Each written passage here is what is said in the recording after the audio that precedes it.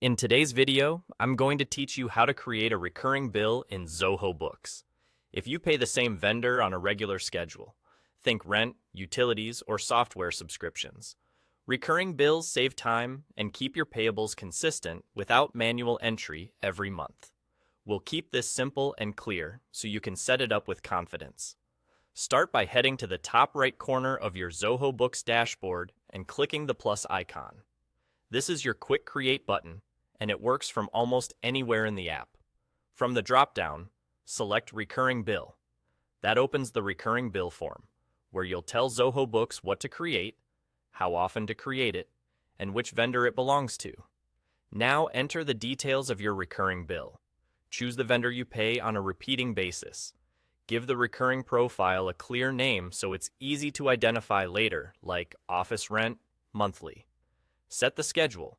Pick how frequently the bill should repeat, weekly, monthly, or a custom interval, and choose the start date. If the bill should end at a certain point, set an end date or number of occurrences. Otherwise, leave it to repeat until you decide to stop it. Add the bill contents just like a regular bill. Fill in line items with the appropriate expense accounts or items, descriptions, quantities, and rates. Apply any taxes that normally apply to this vendor or expense. If the bill is in a different currency, confirm the currency and exchange rate. You can also enter notes that will help your team understand the purpose of the bill and attach supporting documents like a contract or invoice copy for easy reference. Double-check the totals and due terms so that the generated bills match your real-world payment schedule. When everything looks right, click Save to activate the recurring schedule.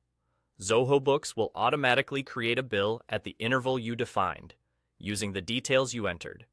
You'll see these bills appear in your Bills section as they're generated, ready for approval and payment according to your usual workflow. A few quick tips as you wrap up. Use consistent naming so you can search and report easily.